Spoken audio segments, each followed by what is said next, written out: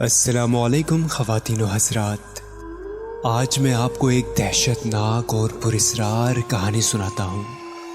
رات کے 11 بجے کا وقت تھا اور میں اس طرح بے خبر سو رہا تھا جیسے گدے گھوڑے سب بیچ دیے ہوں۔ نہ جانے خوابوں میں کون سے جزیروں کی سیر کر رہا تھا جب فون کی مسلسل بجتی گھنٹی نے مجھے جھنجھوڑ کر ہوش و حواس کی دنیا میں لاپٹخا۔ اپنے خوابیدہ اعصاب کو بمشکل کنٹرول کرتے ہوئے میں نے فون اٹھایا۔ السلام علیکم۔ حسب عادت میں نے سلام کیا۔ وعلیکم السلام، کیسے ہو طلحہ بیٹا، کیا کر رہے تھے؟ جواباً مجھے ابو جی کی سنجیدہ سی آواز سننے کو ملی۔ سو رہا تھا ابو جی، آپ لوگ خیریت سے پہنچ گئے؟ اور پھر جو انہوں نے بتایا اسے سن کر قدموں تلے سے زمین نکل گئی۔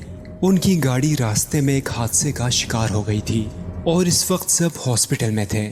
اگرچہ بقول ان کے فکر کی کوئی بات نہیں تھی اور وہ سب معمولی زخمی تھے، لیکن ان کی پریشان لب و لہجہ اور غیر معمولی انداز گفتگو مجھے کسی انہونی کا پتہ دے رہے تھے۔ لہٰذا میں نے فوراً روانگی کا پروگرام بنایا۔ اگرچہ ابو جی اس وقت مجھے سفر سے منع کر رہے تھے، لیکن میرا رکنا اب ناممکن ہو چکا تھا اور دل چاہ رہا تھا کہ اڑ کر ان کے پاس پہنچ جاؤں۔ میرے والدین، خالہ خالو، میری چھوٹی بہن، سب قریبی رشتہ داروں کی شادی میں شرکت کرنے آج شام ہی حیدرآباد روانہ ہوئے تھے۔ میں اپنے امتحانات کی وجہ سے گھر پر رک گیا تھا۔ میری خالہ اور خالو ہمارے گھر سے 2 گلیاں چھوڑ کر ہی رہتے تھے اور ہمارے ان سے بہت خوشگوار مراسم تھے۔ خالہ خالو نہایت شفیق، پرخلوص اور زندہ دل تھے۔ اللہ تعالیٰ نے ان کو ہر دنیاوی نعمت سے نوازا تھا سوائے اولاد کے، لیکن انہوں نے اس کمی کو اپنی زندگی کا روگ بنانے کے بجائے تقدیر کا لکھا جان کر اس سے سمجھوتا کر لیا تھا۔ مجھے اور میری چھوٹی بہن گڑیا کو وہ اپنی اولاد ہی سمجھتے تھے اور اپنی تمام تر محبت ہم پر نچھاور کرتے تھے۔ نتیجتاً ہم دونوں بھی انہیں والدین جیسا ہی مقام دیتے تھے۔ میں نے رات بھر جاگ کر پیپرز کی تیاری کی تھی۔ پیپرز کے بعد جب میں گھر آیا تو سب کے ساتھ اتنا مصروف رہا کہ وقت گزرنے کا پتہ ہی نہیں چلا۔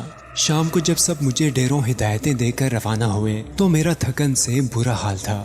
رات کا کھانا کھا کر نماز ادا کرتے ہی مجھ پر نیند کا اس قدر شدید غلبہ ہوا کہ میں لمحوں میں غافل ہو گیا۔ فوراً ہی تیار ہو کر روانہ ہو گیا۔ والد سے میں نے ہاسپٹل کا ایڈریس لے لیا تھا۔ تقریباً 3 گھنٹے کا راستہ تھا۔ جب میں گھر سے روانہ ہوا تھا تو ہلکی ہلکی بوندا باندی شروع ہو چکی تھی۔ کراچی میں تو راتیں جاگتی ہیں، لہٰذا کافی دیر تک مجھے تنہائی کا احساس نہیں ہوا۔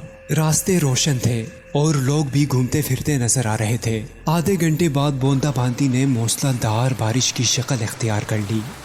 اب تک میں شہر سے کافی دور آ چکا تھا، لہٰذا ٹریفک بھی بہت کم ہو گیا تھا۔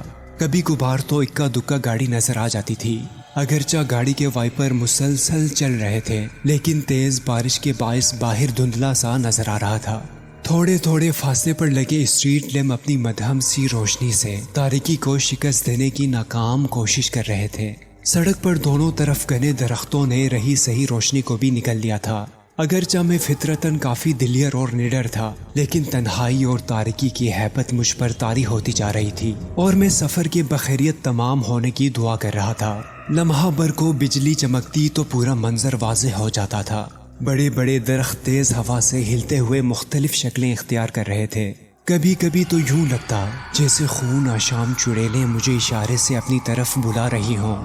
اچانک بجلی چمکی تو مجھے دور سڑک پر عین درمیان میں ایک انسانی حیولہ کھڑا ہوا نظر آیا، جو زور زور سے ہاتھ ہلا کر گاڑی روکنے کی استدعا کر رہا تھا۔ پہلے تو میں اسے کوئی چور چکا سمجھا جو مجھے روک کر لوٹنا چاہ رہا تھا، پھر اچانک میرے ذہن میں بچپن سے سنی ہوئی وہ تمام ڈراؤنی کہانیاں در آئیں جن میں آسیب مختلف روپ اختیار کر کے مسافروں کو تنگ کرتے ہیں۔ یہ سوچ کر میرے رونگٹے کھڑے ہو گئے۔ ایک خیال یہ بھی تھا کہ شاید کوئی ضرورت مند ہو جو رات کی اس پہر مدد کے لیے کھڑا ہو۔ بہرحال جب میں جلتو جلالتو کا ورد کرتا وہاں تک پہنچا تو یہ دیکھ کر اسے اپنی آنکھوں پر یقین کرنا مشکل ہو گیا کہ وہاں کوئی انسان تو کیا کوئی چڑیا کا بچہ تک نہ تھا۔ میں نے ہر طرف بغور دیکھا، لیکن چاروں طرف تنہائی اور سناٹے کا راج تھا۔ خوف سے میرا برا حال ہو گیا اور میں اندھادھند گاڑی بگاتے ہوئے چلا گیا۔ ابھی میں تھوڑی دور ہی گیا تھا کہ اچانک کسی نے پیچھے سے میرے کندھے پر ہاتھ رکھا۔ میرا اوپر کا سانس اوپر اور نیچے کا سانس نیچے رہ گیا اور دل طوفانی رفتار سے دھڑکنے لگا۔ بمشکل میں نے پیچھے مڑ کر دیکھا تو مجھے یوں محسوس ہوا جیسے پچھلی سیٹ پر بالوں کا ایک بہت بڑا سا ڈھیر دھرا ہوا ہے۔ نہ جانے وہ اللہ کی کون سی مخلوق تھی جو سائز میں انسان سے بھی بڑی تھی لیکن مکمل طور پر بالوں میں ڈھکی ہوئی تھی۔ صرف اس کی سرخ خوفناک آنکھیں اور ہاتھ پاؤں کے لمبے لمبے اور مڑے ہوئے ناخن نظر آ رہے تھے۔ وہ اپنی لال لال ڈراؤنی آنکھوں سے نہایت غصے میں طلحہ کو گھور رہی تھی۔ دہشت سے طلحہ کی آنکھیں پھٹی کی پھٹی رہ گئیں اور دل اچھل کر حلق میں آ گیا۔ سانس سینے میں اٹکنے لگا اور ہاتھ پاؤں سنسنانے لگے۔ اس سے حرکت کرنا محال تھا۔ بڑی مشکل سے میں نے اپنے حواس مجتمع کیے اور زیر لب قرآنی آیات کا ورد کرتے ہوئے گاڑی کو طوفانی رفتار سے بگا دیا۔ تھوڑی دیر بعد مجھے احساس ہوا کہ پچھلی سیٹ خالی ہو گئی ہے۔ میں نے شیشے سے پچھلی سیٹ کو دیکھا تو وہ آصف وہاں سے جا چکا تھا۔ ابھی وہ پوری طرح سکون سے سانس نہ لے پایا تھا کہ اسے یوں لگا جیسے گاڑی دھیرے دھیرے نہایت وزنی ہوتی جا رہی ہے اور اسے چلانا ناممکن ہوتا جا رہا تھا۔ جس گاڑی کو میں جہاز کی طرح اڑا رہا تھا اب گدھا گاڑی کی طرح گھسیٹنے سے بھی انکاری تھی۔ ابھی میں اسی شش و پنج مبتلا تھا کہ پیچھے سے خوفناک قہقہہ سنائی دیا۔ ایسی دہشت زدہ کر دینے والی آواز میں نے اپنی پوری زندگی میں پہلے کبھی نہیں سنی تھی۔ مڑ کر دیکھا تو وہی غیر انسانی مخلوق دوبارہ سیٹ پر براجمان ہو کر قہقہہ لگاتی نظر آئی۔ اس کی ٹانگیں اتنی لمبی ہو چکی تھیں کہ اس نے گاڑی کی کھڑکی سے باہر لٹکا رکھی تھی اور پاؤں سڑک پر گھسیٹ رہے تھے۔ اسی وجہ سے گاڑی کو آگے بڑھانا مشکل ہو رہا تھا۔ یہ دیکھ کر میری ریڑھ کی ہڈی میں خوف کی لہر دوڑ گئی اور میں نے بآواز بلند قرآنی آیات اور آیت الکرسی پڑھنا شروع کر دی۔ تھوڑی دیر بعد گاڑی پھر ہلکی ہو کر تیزی سے رواں دواں ہو گئی۔ اس کے بعد گاہے بگاہے یہ تماشا چلتا رہا۔ کبھی وہ بلا پیچھے اور کبھی آگے میرے ساتھ والی سیٹ پر نظر آتی، کبھی قہقہے لگانا شروع کر دیتی اور کبھی نہایت غصے سے مجھے گھورتی رہتی۔ میں نے دعاؤں کا ورد جاری رکھا اور تیزی سے گاڑی بگاتا رہا۔ گھنٹہ بھر میں شہر کے آثار نظر آنے لگے تو وہ مخلوق یکایک غائب ہو گئی۔ میں نے اللہ کا شکر ادا کیا کہ میں بخیریت بغیر کوئی نقصان پہنچائے میرا پیچھے چھوڑ دیا۔ ابھی میں ہاسپٹل سے 15 منٹ کے فاصلے پر تھا کہ پھر مجھے شوق لگا۔ رات کی تاریکی اور موسلا دھار بارش میں خالو ایک اسٹریٹ لیمپ کے نیچے کھڑے نظر آئے۔ میں نے بریک پر پاؤں دبایا تو گاڑی سڑک پر دور تک گھسیٹتی چلی گئی۔ خالو تیز تیز چلتے ہوئے آئے اور فرنٹ سیٹ کا دروازہ کھول کر میرے ساتھ بیٹھ گئے۔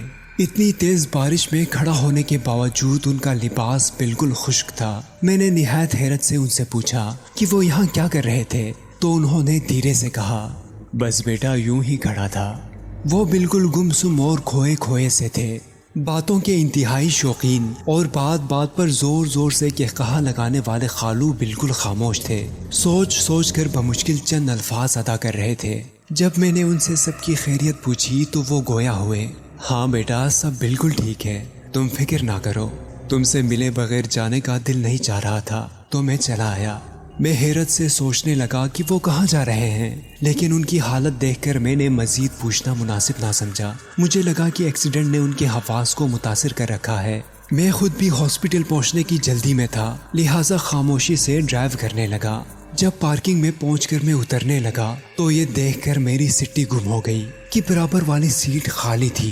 میں تیزی سے ہاسپٹل میں داخل ہوا تو سامنے ہی میرے والد نہایت دل گرفتہ حالت میں کھڑے نظر آئے۔ میں خالو کے بارے میں بتانا چاہتا تھا لیکن وہ خاموشی سے تیز تیز چلتے ہوئے مجھے اندر لے گئے۔ کمرے کا منظر دیکھ کر مجھ پر سکتہ طاری ہو گیا۔ سامنے ہی بستر پر خالو کی لاش رکھی تھی جو روڈ ایکسیڈنٹ میں موقع پر ہی دم توڑ گئے تھے۔ امی اور خالہ مجھے دیکھ کر لپک کر آئیں اور مجھ سے لپٹ کر پھوٹ پھوٹ کر رونے لگی، لیکن میں اپنے حواسوں میں ہی کب تھا جو انہیں تسلی دیتا۔ میں تو حیرت سے گنگ کھڑا تھا، یہ سوچ رہا تھا کہ اگر خالو ایکسیڈنٹ کے وقت ہی انتقال کر گئے تھے تو ابھی میرے ساتھ گاڑی میں کون تھا؟ کیا ان کی محبت واقعی اتنی شدید تھی کہ ان سے ملے بغیر جانے کا ان کا دل رضامند نہ تھا؟ یہی وہ معمہ تھا جو کبھی مجھ سے سلجھ نہ سکا۔ دوستوں، ہم امید کرتے ہیں کہ ہماری آج کی ویڈیو آپ کو پسند آئی ہوگی۔ اس ویڈیو کو زیادہ سے زیادہ شیئر کریں اور آنے والی ویڈیو تک کے لیے اپنے میزبان سجیل شریف کو اجازت دیجیے۔ اللہ نگہبان۔